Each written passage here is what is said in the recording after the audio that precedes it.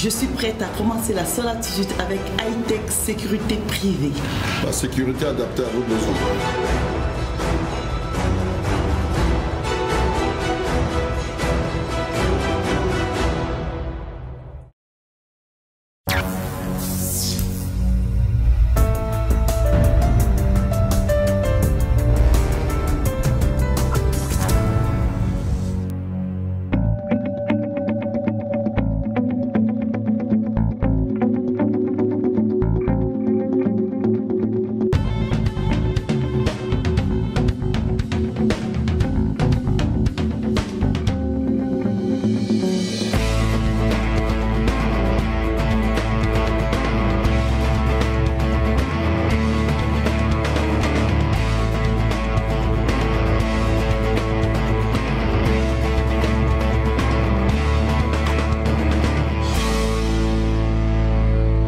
Chérie, soyez les bienvenus à votre émission préférée, La Seule Attitude. J'espère que vous allez bien. Février, mois de l'amour. Tue-moi l'amour. Aimez-moi, oh. Bon, j'espère que vos amoureux sont prêts. Bonne fête à vous, mesdames, messieurs. Merci, Aïcha. Bonsoir, je sais pas. Bonsoir, Aïcha. Au fond, UNDA. Mi-fond. J'ai bien répondu. C'est moufon. Mi-fond, Oh. c'est on va bien. Oh, pareil. pardon. Tu vas laisser tout ça là maintenant. Becky, bonsoir. Bonsoir Aïcha, bonsoir tout le monde. Ça va? Ça va très bien. J'adore le chapeau. À quand? À Caen. C'est ça, c'est ça. J'en ai pris un à Abidjan, moi. C'est vrai? La dernière fois. Oui, c'est vrai. Je t'en ai vu déjà. J'ai été déjà Un vu avec bleu. un joli bleu électrique comme Bleu ça. royal, ouais. Il est très beau, il est très Très beau. beau, c'est bien. C'est bien de valoriser quand même l'Afrique. Hein. Je pense J'ai que osé cette fois. C'est vrai qu'on ne sait jamais de quel côté le mettre, mais après, Et non, souvent on le met là aussi devant, comme ça, Ouais. je ne sais jamais. Mais bon, chacun fait à sa sauce. j'ai voulu faire comme Ah. toi Aïcha, même si c'est pas pareil. Juste que le mien flotte un peu parce que comme j'ai pas de cheveux, j'ai pas de cheveux, mais il est très beau. Merci beaucoup. Et je trouve magnifique le fait que la nouvelle génération prenne comme ça le risque, bah, pas le risque, hein, soit fier de valoriser notre culture. Il faut. Ça, c'est un chapeau que les rois portaient avant. Et aujourd'hui, tu vois, tout le monde, Ça revient. ça revient. Ça revient. Et, Ça revient à la mode. Ouais. et j'en suis fière. Parce que c'est Absolument. ça. Valoriser nos cultures Absolument. devait être notre priorité. Bonsoir, le seul coq qu'on a sur le plateau aujourd'hui. Savio, comment ça va? Ah, ça va super bien. Ah, ben, est-ce que vous avez remarqué quelque chose, des filles? Regardez-le et dites-moi ce que vous avez remarqué. Le petit foulard. Hein. D'accord, et? Alors, Et? Je sais pas. Mais qu'est-ce que Je tu sais pas. caches là? Rien. Non, il cache rien. Et puis, c'est tellement voyant. Regardez. Le rose? Ben voilà, vous avez pas vu qu'il a un ça. et ben voilà, il a fallu quand même qu'on respecte parce que c'est le mois de l'amour et puisque nous sommes dans le mois de l'amour, je ne suis pas à côté de la plaque parce que moi aussi j'ai un cœur, figurez-vous. On le voit bien avec le foulard. Hein, Merci c'est- Eh, mais Ça commence c'est bien. pas tous les jours qu'on voit les hommes en rose. Oh, il y a quelques années, les hommes n'osaient pas porter. Ça, c'est le. Ah, Annie n'est pas là, ok, d'accord. Ouais, bon. Ça, c'est le rose saumon. Ah, Ouais, un tout poudré. petit peu, ouais, un tout petit peu. Poudré, non? Ouais. Saumon, c'est Ouais. encore plus clair. Là, c'est poudré. Bah merci. Bon, si j'ai fait une erreur, hein, je sais que. Non, non, c'est le rose Absolument poudré. C'est poudré. Le rose pâle, ouais. Poudré, ouais. Ah, pâle ou poudré. Ouais. C'est la même Les chose. deux se disent, ouais, c'est la même chose. Pâle égale poudré. Poudré. Tu es devenue technicienne maintenant. Non, de mais mode. tu sais, j'aime bien les couleurs. Hein. Bon, ceux qui suivent La Seule Attitude le savent. Hein. J'aime bien Bah, voilà. mélanger, donc forcément. Mais c'est pas parce qu'on aime les couleurs qu'on peut. Mais on est faire obligé comme- parce que quand, par exemple, tu étais à Abidjan, si je voulais te commander une tenue, je suis obligée de te préciser La le couleur, dégradé voilà. de couleur que je veux. Mais justement, en parlant de dégradé, Aïcha, j'aime bien ce que tu as mis. La chemise rouge avec le côté pagne. Il est très beau. Il est très beau. Elle, c'est Tu une arrives toujours à innovatrice. combiner les vêtements, Aïcha. Je sais Je veux vraiment pas voir, comment vous tu savez fais. ce que j'aime sur la tête là. Je vais vous raconter l'histoire de ça, ne vous moquez pas de moi. hein. On va essayer. On t'écoute. J'arrive au marché. D'où? À jamais. Non, pas à Djamé. En Côte d'Ivoire, tu veux dire? En Ah, Côte d'Ivoire. D'accord, ok. En Côte d'Ivoire, j'arrive au marché avec la daronne. Je dis, je veux. Bon, c'est une amie qui me commande ça. D'accord. Moi, je savais pas qu'un truc comme ça. Moi, je connais mes foulards, tu Ouais, vois. les chapeaux. C'est qu'on attache sur la table, là, sur la tête là. Elle me dit, va me chercher un truc comme ça. Je dis, c'est quoi le truc? Elle me dit, un bandeau. Je suis perdue, elle m'envoie une photo. Et devine qui c'était la photo de Manuel Keita. Ah ouais. avec un moi je vais appeler ça serre-tête comme ça, rose. Elle me dit, je veux ça. J'ai dit, ok, je vais au marché. Et j'ai dit à la dame, excusez-moi, regardez, je veux ça. Elle me dit, c'est les bandeaux Emmanuel Keita. Je lui dis, pardon. Ils l'ont nommé comme ça. Je lui dis, pourquoi vous appelez Emmanuel Keita? Elle me dit, non, c'est les bandeaux, nous on vendait au marché ici. Mais depuis qu'elle a porté ça, ah ouais, tout le monde s'appelle comme ça. je dis, est-ce qu'elle sait que vous appelez ça bandeau Emmanuel Keita? Elle me dit, moi je sais pas, mais c'est comme ça qu'on appelle ça. Et je vais chercher justement encore le chapeau à Kang là. Elle me dit, c'est chapeau à mon chic. J'ai dit, mais il y a un truc qui va pas. Ils ont fait exprès d'attribuer chaque nom de à chaque une personne. influenceuse, à une personne parce qu'en connue. fait, c'est des accessoires qui existaient depuis. Ouais, et comme ces influenceuses-là ont mis en valeur ces accessoires, et ça porte le nom. Ça porte le nom. Donc maintenant, c'est plus chapeau à Kang, c'est chapeau à mon chic. Mais c'est quand même fort ça, hein. Ça veut dire qu'on a quand même des influenceurs et des influenceuses en Afrique qui permettent de revaloriser en fait la culture. Tu vois, ça c'est là où j'ai dit, Ouais. c'est là où j'ai dit une influenceuse doit impacter. Là, elles ont impacté. Bien sûr. Tu vois, bien sûr, là, bien sûr. elles ont vraiment impacté sur quelque chose de très précis qu'on appelle ce chapeau, chapeau à mon chic. Ça veut dire On qu'elle a appelle aussi impacté. le foulard, Voilà. le foulard Emmanuel Keita. Et serre cheveux Emmanuel Keita. Mais pour quand moi j'étais down, quoi. J'étais modéré, quoi. Bon, bref, c'était l'histoire de mon sexe. C'est magnifique, c'est magnifique. Donc, mes chers amis, mois de février, mois de l'amour. Et donc, tout ce mois, on va parler que de l'amour. Hein. L'amour qui fait mal aussi. Hein. N'oublions pas que. En amour, on souffre aussi beaucoup. Malheureusement. Hein. Malheureusement. Hein? Ça rend aveugle, ça rend un peu zinzin, ça donne le gourmet. On va parler un peu de nos gourmets. Après, en tout cas, l'amour a ses revers, j'avoue. Il est beau, c'est vrai, mais il a aussi des revers, Aïcha, malheureusement. Donc, mais pour le moment, on va commencer par d'autres actualités. Très bien. Aujourd'hui, dans la seule actu, on va revenir rapidement sur la visite du pape, voilà, à Kinshasa, du pape François, je précise à Kinshasa. Donc une visite qui s'est tenue du 31 janvier au 5 février dernier, 2023. Une visite très très importante. Il faut rappeler que depuis son pontificat, le pape François a déjà été en Afrique 3 fois. Cette fois-ci à Kinshasa. Il devait y aller depuis un moment, mais pour des raisons médicales, hein, son voyage a été reporté chaque fois. Et il a été accueilli par l'un de ses proches, qui n'est autre que le cardinal Fridolin Ambongo, qui est l'archevêque de Kinshasa. Une visite très très importante, je lui disais, qui a pour but vraiment de revenir un peu sur les défis, par exemple du réchauffement climatique à Kinshasa, ou encore de la déforestation, également de l'éducation, mais surtout pour parler des problématiques au niveau de la guerre en Afrique. Il faut savoir que la RDC, la République démocratique du Congo, est très riche. C'est un pays qui est très riche, qui est décrit même comme parfois un scandale géologique, tant par son sous-sol, parce que le Kinshasa est vraiment riche en or, en cuivre, en diamants, on le sait, exactement, Savio. Et le pape a dit dans l'une de ses interventions, cessez d'étouffer l'Afrique, elle n'est pas une mine à exploiter, ni une terre à dévaliser. Voilà, exactement. Un passage en tout cas qui a été très très apprécié. Il a été vraiment apprécié quand dans le milieu catholique, dans chrétien, mais autant aussi par le milieu politique. Voilà.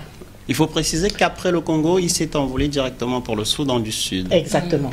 Exactement. C'est des voisins, non? C'est ça. Un tout petit peu. Ils sont pas très loin. Qu'est-ce que tu penses du message alors? Du message du pape? Du pape. Moi, je trouve que bon. Eh bien, la vérité, c'est que le message porte tout son sens dans la mesure où, évidemment, il a soulevé des problèmes qui minent le Congo aujourd'hui. Et très souvent, on n'en parle pas assez. Mais est-ce que vous savez, par exemple, que pour que nous soyons sur ce plateau et qu'on est, par exemple, derrière nous, qu'on ait assez d'écran, et qu'on, par exemple, dans la rue, qu'il y ait pas mal de marques de voitures, Tesla, aujourd'hui, d'ailleurs, la plupart des voitures ont plutôt... plus qu'on veut passer maintenant, on ne veut plus utiliser du carburant, etc. Donc Tesla s'est spécialisé avec des voitures, avec des batteries, etc. Il faut également remarquer que les téléphones que nous utilisons, on vend en moyenne un peu plus d'1 500 000 téléphones par jour dans le monde entier. Donc ce qui fait que la réalité entre ce que je dis et le Congo, c'est que le Congo, c'est le seul pays qui fournit un peu plus de 80% du minerai qui permet de fabriquer l'ensemble de ces outils-là. Et justement, c'est l'une des raisons pour laquelle il y a beaucoup de guerres, notamment dans le Nord Kivu, Et c'est pour ça que j'estime que la venue du pape au Congo était plutôt une très belle opportunité. Bon, on espère qu'après son départ, contrairement à ce qu'on a vu après la visite de certains papes en Afrique, on espère qu'après son départ, il y aurait un peu de retour à la paix. C'est ça. En tout cas, il a insisté dans son discours, même en italien, sur les violences des armées qui ravagent vraiment une partie de ce pays. Il a vraiment insisté sur la paix, comme tu le disais, Savio. C'était une visite qui a été vraiment appréciée et honorée. Moi, qui peux m'expliquer comment est-ce que, avec tout ce que vous venez de décrire, avec un sol aussi riche comme ça fait partie des pays où les gens sont vraiment en galère en Afrique centrale. Qui peut m'expliquer ça? C'est pas qu'en Afrique centrale, il faut rappeler que dans le monde entier, le Congo. Oui, mais là, je veux qu'on reste sur dans la sous-région. Comme on parle du Congo, quoi, parce que ça, c'est des trucs qui révoltent. Bon, comme j'ai l'habitude de dire, on ne parle pas politique ici, mais quand même, ça vaut la peine. C'est révoltant de voir un pays qui est aussi riche, toujours en guerre, mais des richesses qui sont exploitées ailleurs, en fait. Et le peuple est pauvre, de chez pauvre. Mais dans le discours du pape, on a la réponse. Il a dit que l'Afrique, le Congo, ce n'est pas, il ne faut pas juste venir pour dévaliser. Parce que souvent, ces personnes viennent, ils prennent les minerais, ils font ce qu'ils ont à faire, mais derrière, ils n'essaient pas quand même, avec les infrastructures qu'ils ont chez eux, d'impacter en fait ce pays-là. Et ils oublient même des fois que c'est grâce à ce pays qu'ils arrivent peut-être à moderniser les leurs. Donc, bon, c'est la faute à qui? On va faire la politique 2 secondes. 2 secondes. Bon, ça je crois, non. Moi, je pense que les torts sont partagés. Parce que, et déjà, la première faute revient en fait à nos dirigeants. Parce que quand ils viennent, ils ont besoin de ce minerai-là. Donc quand ils arrivent, vous imposez des règles. Vous leur dites, bon, vous voulez ça, nous, on veut ça. En retour, il va falloir que vous fassiez ça et ça. Déjà, ils ne le prennent pas au prix fort. Je veux dire, ils ont ça pour des petits pains. Donc forcément, ils se disent, bon, ok, on ramasse et puis on se casse quelque part. Donc le pape, moi je reviens encore à son discours où il disait que voilà, faut pas juste venir dévaliser. Je pense que ça a tout son sens en fait. Est-ce que le message va être appliqué? Est-ce que on va suivre? Parce que le pape... il a une grande influence, quand même sur le pays. On verra. Je crois que probablement dans le milieu chrétien, surtout pour les fidèles catholiques qui sont dans ce pays-là, ils vont peut-être avoir un sentiment d'apaisement.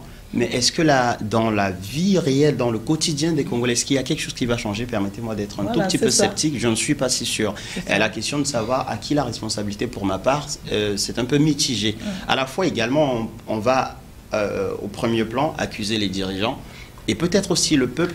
Il faut rappeler que le Congo est l'un des pays où le taux de scolarisation est assez bas quand même, alors que on s'attendrait probablement à ce qu'il y ait le développement non seulement des infrastructures, mais au moins qu'il y ait pas mal d'établissements, que les gens aillent à l'école un peu plus, parce que quand vous regardez dans le Nord Kivu, qui sont ces jeunes, ces petits-enfants qui exploitent ces minerais? Ce sont les tout petits, des enfants qui ont parfois moins de 10 ans. Donc, de l'autre côté, je me rappelle, il y a un célèbre footballeur africain, Samuel Eto'o, qui le disait: quand vous voulez toucher vraiment à quelqu'un, il faut taper dans son porte-monnaie.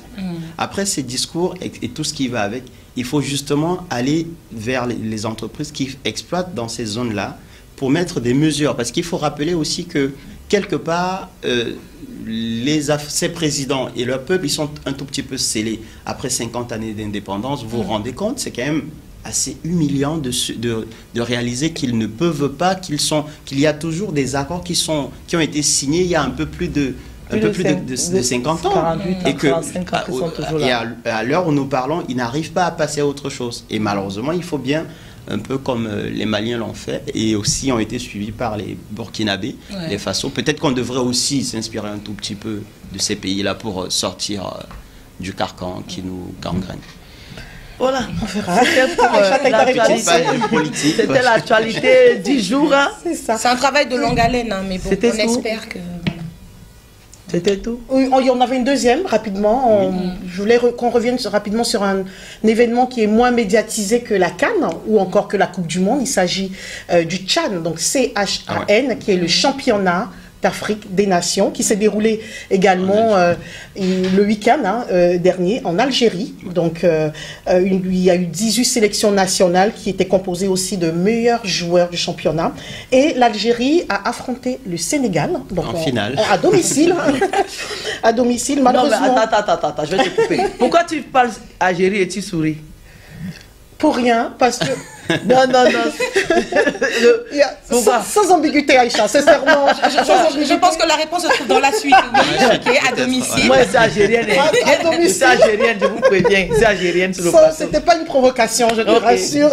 Et malgré, en tout cas, malgré qu'ils ont tout donné, le Sénégal a brisé le rêve algérien. Donc le Sénégal s'est imposé, mais je rappelle, au tir au but. Donc c'était quand même un grand match.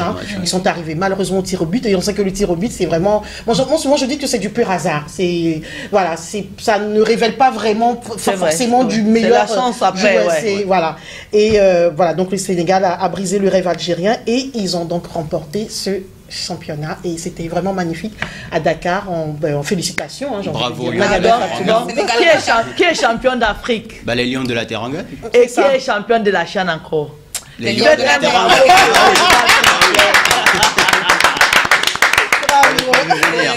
Tu vois, ça c'est quand on dit que le football a tourné. C'est avant c'était le Cameroun, le Ghana. C'est vrai que les Sénégalais ont toujours été présents quand même.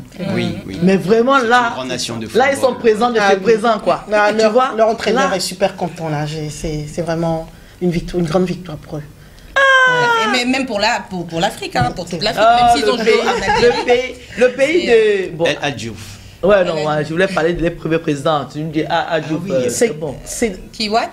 Léonard Ségar Senghor. Voilà, bon, après ça, moi j'aime bien dire que... Non, Léopold. Moi, je voulais dire Abou Diouf parce que... C'est le président que nous on a connu, hein. Tu vois, c'est le président que nous on a connu. En tout cas, bravo à cette grande nation. Vous savez que le tramway et tout ça, même au développement, le Sénégal, je vous jure, c'est un truc de ouf. D'accord. Ça se développe, tu peux pas t'imaginer. C'est l'une des plus belles destinations touristiques aujourd'hui. Ah ouais, le Sénégal, on en parle beaucoup. Les gens en parlent beaucoup. Il y a beaucoup à voir à Dakar. Les francophones parlent beaucoup de la Côte d'Ivoire, oui, mais le Sénégal n'est pas en reste. C'est truc de... Moi, j'ai vu les images, j'ai dit waouh. Les pays évoluent. Et quand je pense que mon pauvre pays, après on m'a dit que je tacle encore sur le Cameroun. Après, ils m'ont dit que c'est la reine de tacler sur le Cameroun, juste que je veux que mon pays avance pas. Mais j'ai l'impression que je perds du place. On va suivre. On va suivre quand ça va se faire. Ça se fait quand? Parce que vous avez parlé, vous avez vanté le sol du Congo. Mais moi aussi, j'ai un sol riche en fait. J'ai du bois, j'ai tout. En fait, le Cameroun fait partie des pays où il y a tous ces biens-là. On a le cacao qui est en Côte d'Ivoire. Ce n'est pas pour rien qu'on a fait l'Afrique en miniature. Tu vois, on a tout ça quoi. Mais tu vois, les autres avancent et puis moi ici, scotché comme ça. Et puis ça m'énerve de venir vanter les autres pays comme ça. Bon, on reste qu'on est africain. Aïcha, on parle de mérite et je voulais revenir, je viens d'y penser. Il y a la 5e ligne à Montpellier, la 5e ligne de tram qui sera mise en service en 2025. Et il y a eu un concours pour trouver en fait le design de ce tram. Et je voulais qu'on précise, c'est un artiste camerounais qui a gagné ce concours. Il s'appelle M. Barthélemy Togo. Et son design sera sur les trams, la 5e ligne des trams de Montpellier à partir de 2027. C'est pas la première fois. S'il te plaît, attends, répète le nom là fort. L'artiste Barthélemy Togo. Togo. Oui, ça s'appelle Togo. T-O-G-U-O. C'est ça. Ah oui, c'est pas Togo. Non, mais je suis pas en laisse, tu vois. Le Togo sort en même temps, même si c'est le nom, c'est pas grave. Et d'ailleurs, l'une des premières réalisations qu'il avait faites à Barthélemy Togo, c'était au métro 4, métro ligne 4, Château Rouge. C'était Château Rouge. À l'époque, il y avait une très belle décoration au niveau du métro. Et la décoration, c'est lui? Oui, c'était l'œuvre de Barthélemy Togo également. Il donne pas mal d'expositions. J'ai participé à l'une de ces... On l'appelle l'artiste. S'il vous plaît, la régie, s'il vous plaît. Pardon d'Oliance, balancez-moi la photo de ces génies-là. J'adore, tu vois. J'adore quand les Africains font des belles choses comme ça, tu vois. Tu vois que tous les génies qu'on a, on n'arrive pas à les exploiter en Afrique. Mais c'est ça. Comment vous voulez m'expliquer ça? Comment on peut m'expliquer ça? Il faut oser, hein. Je ne sais pas comment il a fait pour... Comment il a fait? Oser participer à ce concours parce que ce n'était pas évident, Aïcha. Il y a eu même une polémique. Il est très connu. C'est peut-être... Pour la petite histoire, quand j'arrive en France, c'est lui qui m'accueille. Oh non, c'est pas possible. Je suis en face de quelqu'un que Barthélemy Togo a accueilli. On comprend. Ah, mais je suis comprend, contente, c'est- mais je suis Tout à fait. contente, je Et suis puis, très c'est contente. il a fait des études d'art et tout ça. c'est un D'accord, spécialiste, d'accord. il est En tout cas, moi, très- j'ai connu que par Il n'y là. a pas qu'en France. Très bien. Récemment, il était également en Suisse. Mais il faut que tu nous le ramènes ici. Et pourquoi pas, j'en parlerai. Oh, Ah, donc. super. Ça, c'est la... Voilà, Il est dans ma ça. ville. voilà il les vit à vrais de la Montpellier. diaspora. Non, il vit dans le 20e. Il vit dans le 20e, d'accord. Ouais. J'ai cru qu'il était à Montpellier. En tout cas, comme c'est à Montpellier qu'on l'a reçu, Oui. j'ai cru qu'il était à Montpellier. Il vient Mais Autant pour moi. il nous faut ce génie Ouais. ici, là, obligé. Il faut que tu l'amènes ici. Pourquoi pas, j'en parlerai avec lui. Il faut qu'il vienne nous changer un peu la déco. J'allais dire ça. Non, J'allais s'il te dire- plaît. Pour Non, nous, j'allais le gratin, dire- bon, attention. Non, c'est magnifique, mais je me disais, il peut venir et nous Changer. donner des petites idées, hein, on sait Oui. jamais. Non, il va faire juste un petit truc ici. Et pourquoi Je vous pas rappelle qu'on a l'un des meilleurs plateaux Non, mais des c'est- télévisions ouais, africaines. Ne effectivement. voyez pas les choses que les gens Rassure-toi. font bling bling là, Ouais, ils ouais. mettent le fond vert et puis ils mettent les pailles. Nous, c'est du vrai, c'est du concret. Donc, s'il te plaît. Non, je suis d'accord, bien sûr, sinon je serais pas là. Ah ouais, voilà, non. Parce que quand les gens voient le plateau à la télé, ils pensent que c'est des cartons. Ah, non. Notre plateau, il est réel là. Il est réel. Le fond derrière, Tu vois, Aïcha derrière. Non, c'est trop il est beau. réel notre C'est trop plateau. beau. Bon, on va parler d'amour parce que C'est ça. les choses avancent. Bon, Josepha, Oui, Aïcha, pourquoi tu parles d'amour et tu dis bon, Joseph? mais franchement, pour les fans de la seule attitude, ils savent très bien que c'est la première amoureuse de la team ici, c'est Josepha. Ah oui, mais vous confirmez ça, vous qui nous regardez depuis chez vous? Si vous confirmez, allez sur la page La Seule Attitude et mettez. Voilà, C'est un cœur. Donc, bon, je vais peut-être vous décevoir un peu. Hein. C'est vrai que je suis une amoureuse transie. Ah. Mais aujourd'hui, D'accord. j'aimerais qu'on puisse parler, c'est la Saint-Valentin bientôt, ou bien même, je pense que... On est dans le mode de Cette l'amour. semaine, on est dans le mois de l'amour C'est de ça. toute façon. Mais voilà, mon attention se porte sur des couples que je dirais particuliers. C'est-à-dire que vous connaissez, il va sans dire que vous savez tous qu'il y a des mariages forcés qui se font. Donc pendant que nous, bon, ou ceux qui sont en couple, qui vivent l'amour, fêtent la Saint-Valentin, Oui. comment ces couples font? C'est-à-dire que, bon, voilà, on t'a forcé de par la famille, hein, je ne sais pas comment ça se passe exactement, mais tu es en couple avec une personne que tu n'as pas choisie ou que ton cœur n'a pas choisi. Et il y a ce volet-là. Le deuxième volet, c'est ceux qui se mettent en couple par intérêt. C'est-à-dire que ce n'est pas forcément l'amour qui motive en fait le fait que vous vous mettiez en couple. C'est parce que le monsieur a quelque chose qui t'intéresse. C'est ce que je vais faire bientôt. Que ce soit financier, que ce soit, voilà. Mais tu n'es pas là, tu es là par intérêt. Donc ça veut dire que ton cœur n'y est pas. D'accord. Et on sait tous comment ça se passe quand le cœur n'y est pas. Il n'y est pas. Oui. Donc j'aimerais juste qu'on puisse parler de ça aujourd'hui pour voir comment ces couples font pour avoir une belle Saint-Valentin. Vous voyez le plateau, hein, nous on est en plein dedans. Eh oui. C'est le mois de l'amour. Hein. Donc voilà. Le débat il est ouvert et Moi, je vais commencer par toi, Josepha. comme l'année passée, ok. L'année passée, c'était l'année passée, j'avais dit que moi la Saint-Valentin, je sais pas pourquoi, c'est attribué au couple, parce que moi je pense que la Saint-Valentin, on peut fêter avec ses parents, on peut fêter avec ses amis et tout, et tu m'as dit, je vais commencer par toi, ok. Donc on revient dessus. Qu'est-ce que tu as prévu pour Pour la Saint-Valentin? mercredi, la Saint-Valentin demain? Pour le mardi, ouais. Bon, ce que j'ai prévu, moi, un repas, déjà, pour commencer. Avec qui? Mais déjà, moi-même, je m'aime, Aïcha. Ok. Ah oui, Non, pourquoi Josepha, sors-nous de Non, ce truc de attendez, je m'aime, mais- donc je fête seule. Non, Sinon, j'ai fais- pas dit ça. Ah, Tu me d'accord. prêtes des mots. D'accord, ok. Elle me prête des D'accord. mots. Déjà, moi, je m'aime, déjà. Donc, Ça, on le je sait. vais... Et Voilà. ça se voit. Merci, Aïcha. Donc, pour commencer, hammam, gommage, tout ça. Voilà, pour moi, d'abord. Et après... Non, la charité bien ordonnée commence par soi-même. C'est ça, Je ne vais pas exactement. m'oublier pour, voilà, pour quelqu'un d'autre. D'accord. Maintenant, après, peut-être que l'élu de mon cœur aura un cadeau. On va se faire une petite soirée dîner. Pas sur Paris, en tout cas. Voilà. Donc, je garde parce que c'est une surprise. Donc, vous avez tout gâché. J'espère que l'émission passera après la Saint-Valentin. Parce que sinon, voilà, ma surprise est gâchée. L'émission là ne passera pas avant la Saint-Valentin. Il va falloir- Donc, je dois tout dire. Elle va passer avant.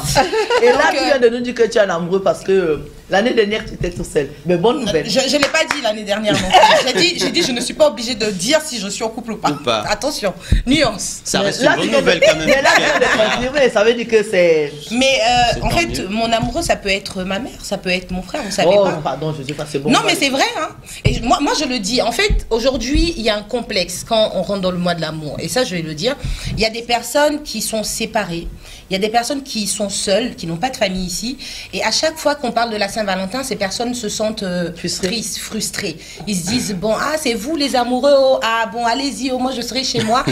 Alors que ça n'a pas lieu d'être. Et ça, je le redis encore. Même quand tu es seul, donne-toi de l'amour. Tu as peut-être ton chien, excusez-moi pour ici, enfin ici en France, les gens Il y a qui des sont chiens souvent en Afrique, seuls, hein. voilà, ils ont des animaux. Bon, voilà, là en Tu vas Afrique, les- on va pas fêter la Saint-Valentin avec son chien, mais ici c'est possible, voilà, ton animal de compagnie. En fait, ne vous sentez pas seul, plus seul que d'habitude parce que c'est la Saint-Valentin en fait. Vous avez des frères, vous avez des amis, vous avez des collègues. Là, on est là, on n'est pas des amoureux, on est des collègues, mais on fête l'amour, on a du Carrément, champagne carrément. et même vos voisins en fait. Voilà, effectivement. Donc, n'hésitez pas, en fait, à pouvoir fêter la Saint-Valentin. Et ne vous dites pas que parce que je suis seule, je n'ai pas d'amoureux. Cette fête n'est pas pour moi, elle est pour toi. Elle est pour nous tous. Ça, Voilà. pas amoureux, très parler. Ah, ça se sent, ça se ressent. Ça se ressent. Ah, ça sent l'amour, là. L'amour est bien. Non, mais c'est vrai qu'Aïcha, on a donné une certaine définition à la Saint-Valentin. J'espère qu'on aura l'occasion de parler des vraies origines de cette fête, mais la société a donné une définition forcément de couple à la Saint-Valentin, même si ça s'apparente à être ça. Mais moi, je pense que la Saint-Valentin, on peut la fêter avec ses enfants, on peut la fêter avec ses collègues, on peut la fêter avec ses amis. Il n'y a pas que... et il ne faut pas qu'on pense que c'est parce qu'on est célibataire qu'on ne la fête pas, ou c'est parce qu'on est forcément en couple qu'on la fête. On aura l'occasion de voir plusieurs témoignages. Il y a certains couples qui ne la fêtent pas. Il y a des célibataires qui la fêtent parce qu'ils la fêtent avec d'autres personnes. Donc c'est pas forcément pour des couples. D'ailleurs, moi j'ai envie même d'offrir cette fleur à Aïcha pour lui dire que je l'aime à l'occasion de la Saint-Valentin. Voilà, Aïcha. Vous voyez, c'est l'exemple palpable et visible de ce que je disais tout à l'heure. Voilà. Donc voilà. C'est ça la Saint-Valentin en fait. Merci. Merci. Et surtout, je veux rajouter quelque chose. On dit l'amour, mais il y a différents types d'amour. Bien sûr. C'est-à-dire qu'il y a l'amour éros entre un homme et une femme, il y a l'amour Ça, là, tu vas agapé. parler de ça, là. C'est ça. C'est vrai. Les vraies définitions de Maintenant l'amour. sur les couples. Les vraies définitions de l'amour. Alors, Savio, Oui.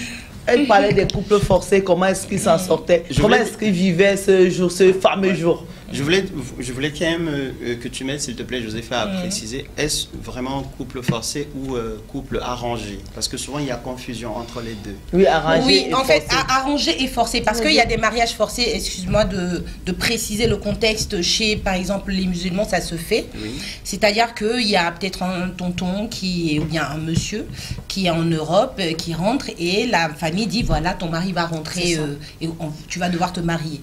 Et il y a certains, ils se sont même jamais vus. Oui. C'est même C'est-à-dire pas que- souvent chez les musulmans. Hein. Moi, j'ai ma tante qui a épousé son mari comme ça aux États-Unis.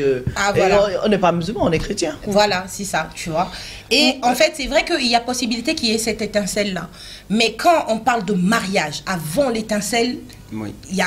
Il y a un côté forcé. Oui, il y a un côté Il y a un forcé. Contraint, voilà. Donc, Après, Et moi, arrangé aussi, personnellement, hein. Oui, Arrangé arrangé, aussi, bien sûr. Je pense qu'en réalité, se marier avec quelqu'un sans l'avoir vu, tel que vous l'avez évoqué, ça se fait de plus en plus, même pour nous autres. Hein, Avec Facebook, tu vas on dire. prend l'initiation, lui on prend l'initiative. À un moment donné, moi je vois plein de la jeune génération, ils sont hyper connectés.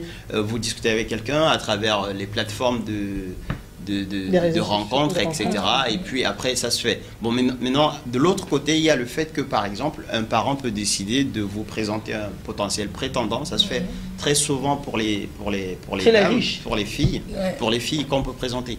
Maintenant, pour moi, ça devient forcé à partir du moment où l'une des parties ne supporte pas être dans la relation. Et que le parent, pour X ou Y raison, va peut-être essayer de convaincre l'enfant d'y rester. Et parfois, malheureusement, ces enfants, quand ils disent, bon, ces jeunes dames, quand elles disent, je ne veux peut-être pas, et à ce moment-là, quelle que soit la raison pour laquelle elle va vivre cette relation, à partir du début de la relation, c'est déjà biaisé. C'est Donc, ça.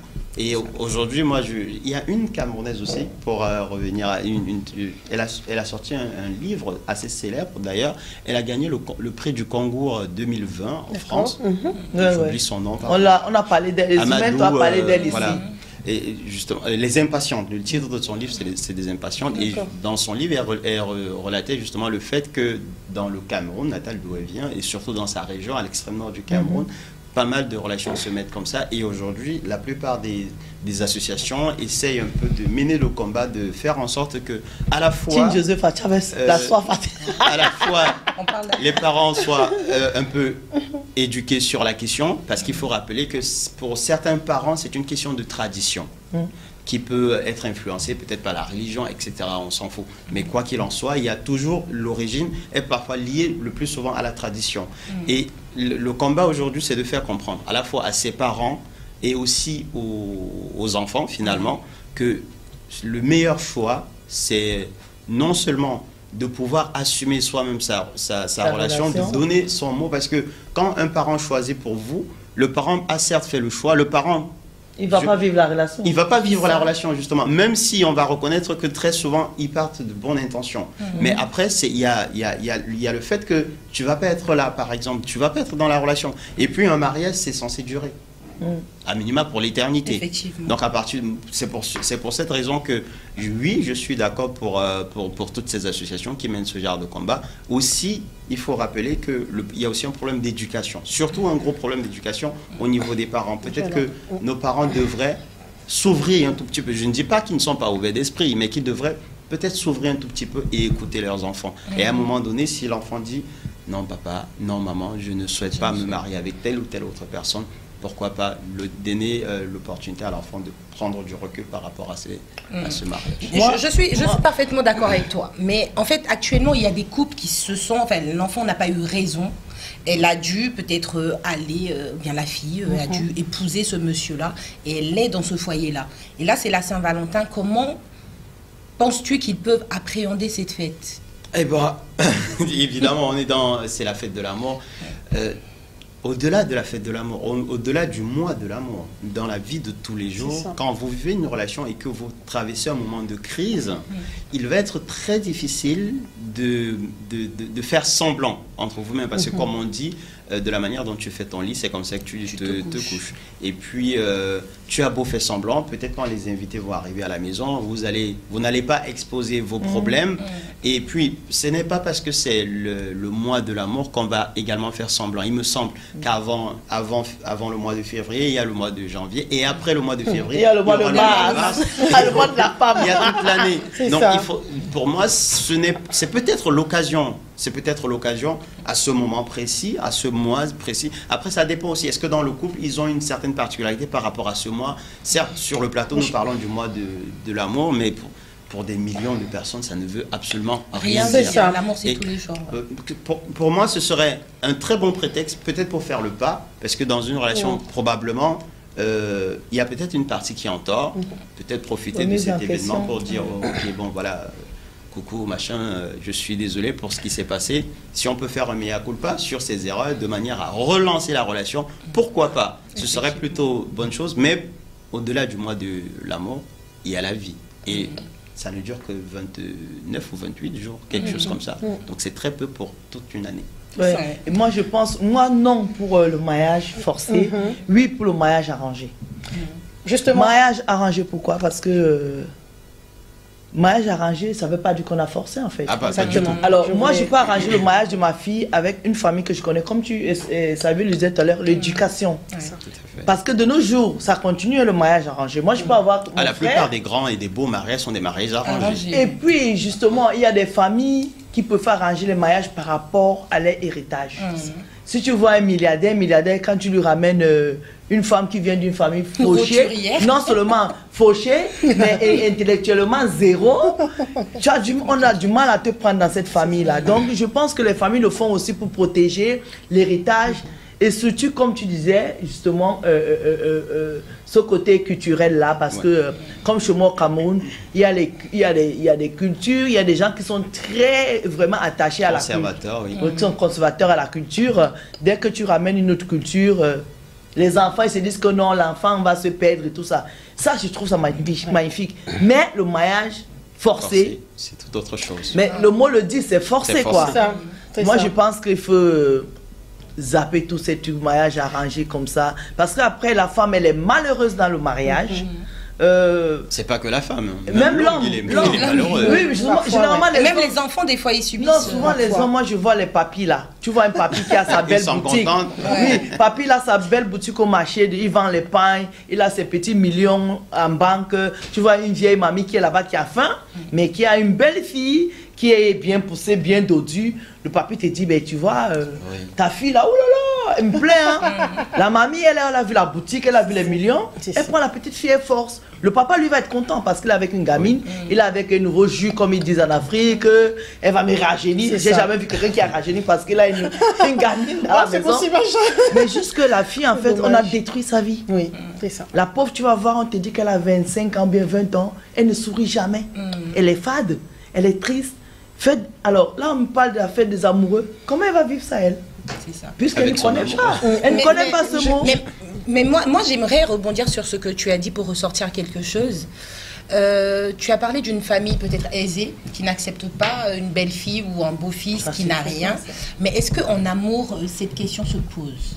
C'est-à-dire que si... Elle est très intéressante cette question. Ouais, si parce que vous êtes nanti et que votre fils ou votre fille tombe amoureux, et c'est de l'amour pur, hein, d'une personne qui n'a pas eu la chance de naître dans une famille aisée, qui n'a même peut-être pas eu la chance d'avoir une éducation, d'aller à l'école, je veux dire, ou d'apprendre le b.a.-ba.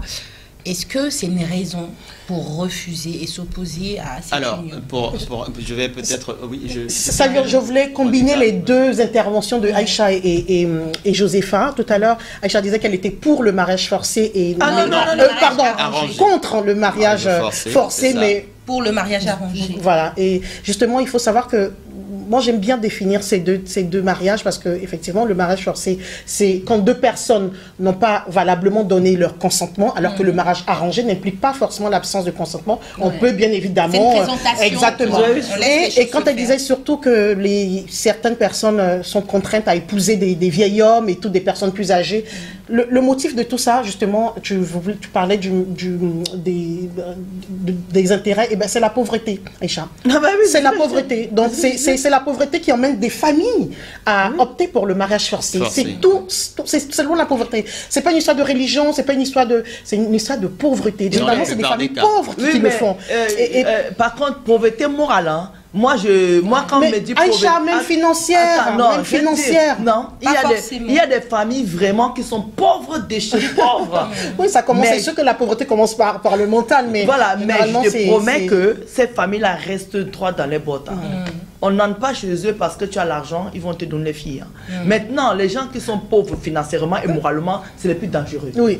C'est eux qui forcent les gamines à aller en mariage chez les filles, chez les papis, parce qu'il y a de l'argent. Parce que quand tu aimes ton enfant, tu n'envoies pas ton enfant en mariage pour l'argent.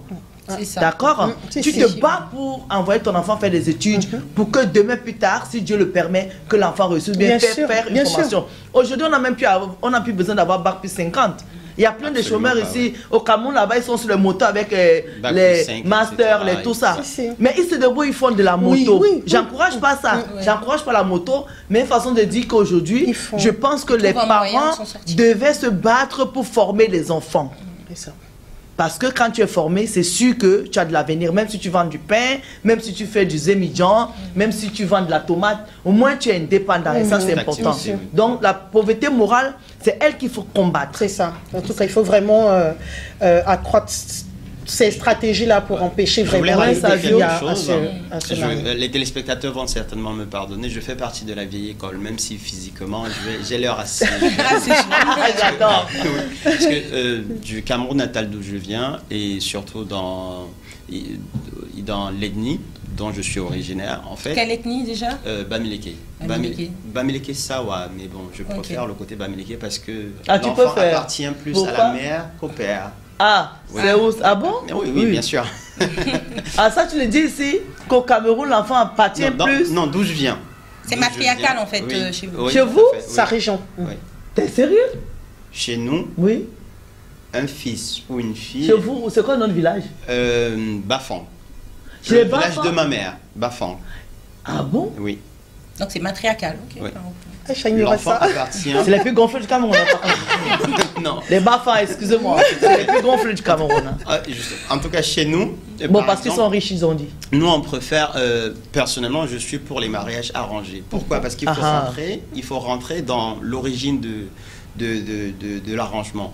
Le fait est que la plupart des parents, à l'époque, on ne parlait pas d'argent. L'argent, le matériel et tout ça, c'est très vulgarisé aujourd'hui, mais à l'époque, ce n'était pas sur cette base-là que les parents faisaient forcément des arrangements et tout. Vous avez évoqué le problème de la moralité. Il faut savoir que, par exemple, quand vous allez dans certains villages et dans certaines contrées reculées, vous allez vous rendre compte que chaque famille, par exemple, est suffisamment connue. Quand vous allez dans un village, on va vous dire, la famille, là, ils ont du ventre. Dire que cette famille a du ventre, c'est par exemple dire que cette famille peut-être pratique de la magie noire. Et, ah bon? Bah oui, par exemple. C'est ce que ça veut dire? Ils ont du ventre. Quand on dit que... Ils ont du ventre. J'ai appris quelque chose. Pour manger les gens, quoi. Oui, un peu, c'est un peu ça. De la sorcellerie. Voilà, c'est comme ça qu'on appelle. Et les parents préféraient justement, même quand l'enfant ramenait quelqu'un d'autre, les parents faisaient ce qu'on appelle une enquête, mais sans le consentement des enfants. C'est-à-dire que vous venez, vous dites aux parents, bah voilà, c'est mon fiancé. C'est mon copain. Voilà, exact. Avant que les parents ne donnent leur accord, ils vont d'abord prendre un temps, justement. Que la personne que vous présentez vienne du village ou d'un autre pays même, les parents vont prendre sur eux de se déplacer, d'aller enquêter pour savoir exactement dans quelle famille est-ce que cette personne on le présente. Mais je pense que tous les parents font ça. Et plus d'actualité. Et ils avaient raison à l'époque. Ils avaient raison. Et justement, ça évitait, par exemple, parfois vous tombez dans des familles où ils ont parfois certaines maladies. Héréditaires. Oui, héréditaires, par exemple. Et parfois, vous tombez dans des familles où des gens ont des agissements, où il y a par exemple, je n'ai rien contre certains malades, où il y a des malades mentaux qui ne s'expliquent pas forcément.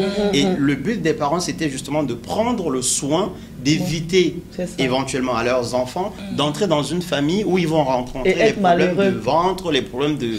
le problème de ventre, j'adore le problème de ventre. Donc c'était un peu ça. Et une fois que les parents avaient mené cette enquête et qu'ils étaient assurés de ce que voilà l'avenir de l'enfant ne souffrait de rien dans cette famille, évidemment on pouvait arranger les parents pouvaient donner leur OK finalement pour que la suite moi, c'est vrai que chez nous, bon, lui disait qu'il est Bamléké, moi je suis Sawa, donc je suis de la côte.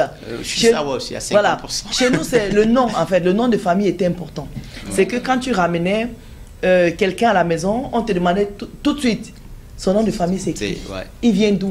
Parce que, comme il dit, avec le nom de famille, tout de suite, on pouvait révéler déjà de quelle famille vient, la moralité de ta famille, tout ça. Avant, on ne parlait pas beaucoup d'argent.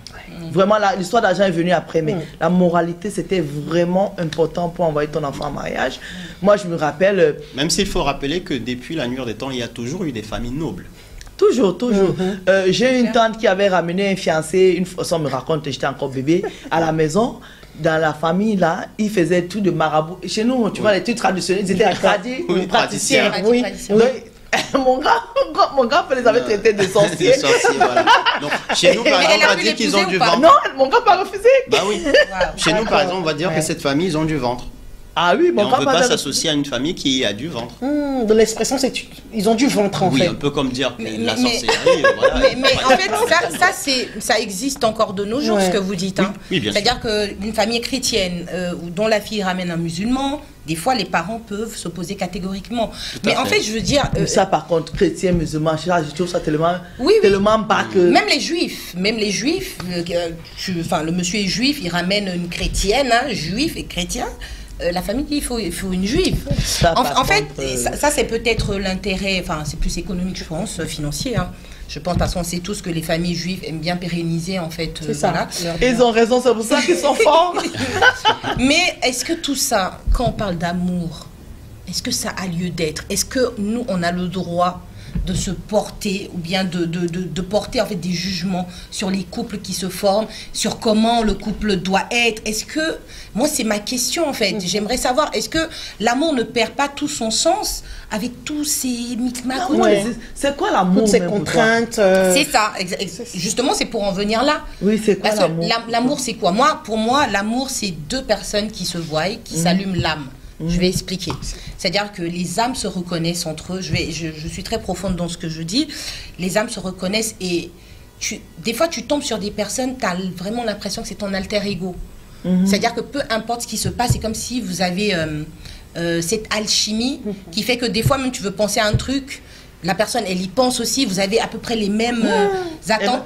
Tu vas écrire le livre, toi, bientôt. Non, je suis profonde. Pourquoi? Parce que, voilà, il y a une nuance aussi dans ce qu'on dit. C'est-à-dire que quand on arrange un mariage, l'amour peut naître.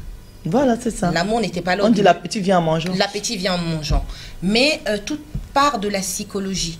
C'est-à-dire que quand tu forces la petite fille, comme on disait, à être avec peut-être ce monsieur de 70 ans, pour pouvoir sauver la famille de la pauvreté, psychologiquement, elle est bloquée.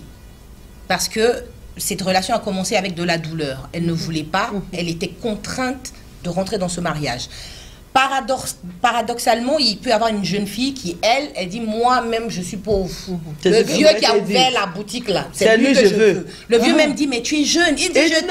Elle dit, je t'aime. Voilà, moi, je t'aime. Et elle est épanouie dans ce mariage-là. Dans son choix, finalement. Dans son choix. Donc, c'est une question de psychologie. D'où, en fait, on va tirer l'attention des parents, de ceux qui arrangent et tout. Soyez assez, comment est-ce que je peux dire ça, soyez assez futés quand vous voulez même envoyer vos enfants en mariage. Pourquoi? Tout vient de l'approche, de comment vous amenez la chose. C'est-à-dire que, soit présentez-les. Et on ne sait jamais, l'alchimie, voilà, comme on dit, Cupidon peut passer et voilà, ça va prendre. Parfois aussi, on peut forcer une jeune fille à aller en mariage chez un vieux. Et si le vieux sait s'y prendre, avec, au début, ça va être compliqué parce que c'est vieux, tu ne l'as pas choisi, tout ça. Voilà. Mais tu peux tomber sur un vieux, vraiment, qui la rend heureuse. Qui te rend heureuse et qui t'amène à l'aimer. Oui, c'est vrai. Moi, j'ai vu les femmes comme ça aller en mariage à 26 ans avec les papis de... Parce que quand tu as 26 ans, 50, c'est papy. Oui, oui, bien sûr. Mais après, quand tu vois la fille, elle est épanouie parce qu'en fait, le mec a laissé le temps à la jeune fille d'accepter son mariage, d'accepter les cas d'âge, d'accepter qu'il soit vieux. Il a, en fait, et si tu vois la fille aujourd'hui, elle ne jure que sur son papi. Et d'ailleurs, elle appelle papi son mari. Oui, mais là, il y a un truc, Aïcha, si elle n'était pas déjà amoureuse. Non, il y a des jeunes filles qui aiment déjà un jeune homme. La famille dit, on ne veut pas de ce jeune homme, tu vas épouser forcément l'autre. Non, elle n'aimait pas le monsieur, elle ne connaissait pas, elle n'aimait pas. Mais ce que je te dis, il faut tomber sur un monsieur qui sait s'y prendre. C'est ça, c'est ça. Il t'amène à l'aimer. Je te dis, si tu vois la fille aujourd'hui, elle est épanouie, elle est à Paris, elle est épanouie dans son couple. Elle appelle son mari papi. Même en plus, coucou papi, bisous sur la tête, coucou papi. Mais tu ne peux pas lui dire aujourd'hui de quitter son mariage. Elle va te dire pardon. Ça, je suis d'accord. Moi, je pense que l'amour, dans un premier temps, même pour ceux qui n'aiment pas au début, mais qui aiment après, c'est vraiment, comme tu parlais d'alchimie, Josépha, ça peut ne pas se faire tout de suite, ça peut ne pas se faire tout de suite en deux personnes, mais après, venir au fur et à mesure, cet attachement physique, cette attirance physique, le rapprochement, voilà, les actions qui vont avec, le respect, voilà. Je suis d'accord. Et même dans les mariages forcés, ça se peut, il y a certains qu'on a mis en couple, mais après qui se sont aimés vers la fin. Ouais, des fois la fille, elle est déjà amoureuse, elle a son petit gars du quartier qu'elle aime. D'abord, et les parents viennent... Non, et les parents viennent lui imposer. Et les parents viennent lui imposer. C'est ça. D'où sortent les infidélités aussi des fois. Et elle aime ce gars-là. Mais comme la famille ne va jamais accepter celui-là, elle n'a plus de place dans son cœur pour aimer le vieux qui est venu. Il a beau être bien, il a beau tout faire. Bien, mais la fille, et souvent on tombe sur des filles comme ça, tout le monde dit mais cet homme c'est une crème, il lui donne tout, on ne comprend pas pourquoi, mais parce que son cœur était déjà pris. Oui, mais une femme quand elle veut être infidèle, elle peut aimer. Une femme infidèle, il n'y a rien qui puisse faire qu'elle ne soit pas infidèle. Tu comprends? Une femme infidèle, elle peut être infidèle même si elle épouse quelqu'un qu'elle aime parce que c'est dans le sang l'infidélité. Ah ouais? Oui, bien sûr. Tu vas voir les femmes ici, elles te disent je vais épouser ce monsieur parce que je l'aime. D'accord? Au bout de 2 jours, 3 jours là, elle va aller tromper ce monsieur. À quel moment l'amour est parti? C'est pour ça que je dis que vous l'amour, elle veut pas laisser son mari aussi. Ah ben alors, donc, saviez-toi que le seul homme là, c'est quoi l'amour pour toi? C'est quoi l'amour pour moi? À quel moment tu sais que tu es amoureux? Très bonne question. Pour moi, l'amour, c'est un peu comme la philosophie. Pourquoi je le dis? Parce que tous les philosophes, les plus grands savants du monde, tous réunis, n'ont pas pu trouver une définition claire par rapport à la philosophie. Et pour moi, pour ma part, en tout cas en ce qui me concerne, l'amour c'est un tout petit peu pareil. Pour moi, je pense que l'amour c'est un sentiment, certes, c'est une grammaire, c'est un mélange de codes qui a ses propres règles. Et malheureusement, les règles de l'amour ne suivent aucune logique. En tout cas, pas la logique que nous connaissons. Et à partir de cet instant, pour ma part, je pense que s'il y avait une vraie définition de l'amour, nombreux aujourd'hui s'en inspireraient pour être heureux dans le ménage. Et pour être d'accord avec vous, l'amour, pour moi, c'est un sentiment qui se travaille. Ouais. Il faut dépasser le cap de la passion, de l'attirance physique, et arriver au point où vous devez, par exemple, prendre le dessus sur ce que vous pouvez avoir comme difficulté, comme contrainte, comme différent dans votre ménage. Et c'est à partir de ce moment-là que vous pouvez vous dire que vous avez choisi d'aimer quelqu'un. Vous avez choisi même d'être amoureux. Et vous l'assumez à ce moment-là. Non pas parce que X ou Y a présenté ou X ou Y vous plaît physiquement ou etc. J'en sais trop rien. Mais tout simplement parce que vous avez eu le temps de vous connaître, de travailler sur vos difficultés, après avoir travaillé sur vos difficultés, maintenant de s'accorder sur votre façon de communiquer. Effectivement, faire des concessions. Faire des concessions également. Je sens que l'émission de mercredi va chauffer. Justement. Et c'est ça. Et voilà. Et à partir de ce moment-là, c'est là où l'amour entre en jeu. Ce n'est pas au début c'est au-delà des apparences, c'est au-delà de tout ça. Gardez vos détails pour l'émission au-delà des qualités. Gardez le développement là pour l'émission de mercredi des amoureux et qui vous a même dit que vous faites des amoureux pour boire du champagne. C'est écrit vous aussi. Nulle part. Donc je vous dis à mercredi. À mercredi. Et à nous mercredi, allons interroger justement l'origine de... Voilà, de la Saint-Valentin. On va en parler mercredi. Donc, pour le moment, moi, je vous souhaite bonne fête pour demain. Merci. Faites-vous belle pour vos amoureux. Merci. Soyez chic. Et pour nous. Ramenez-moi les cadeaux mercredi. Merci mes loulous merci mes loulous d'être fidèles à cette émission. Trop d'émotions. Bonne fête de la Saint-Valentin chez vous. Demain. Comment on dit ça en anglais? Tomorrow. No, not tomorrow. Bonne fête de Saint-Valentin en anglais. Happy Valentine's Days. Happy Valentine's Days. Ciao, chérie. Ciao. Ciao.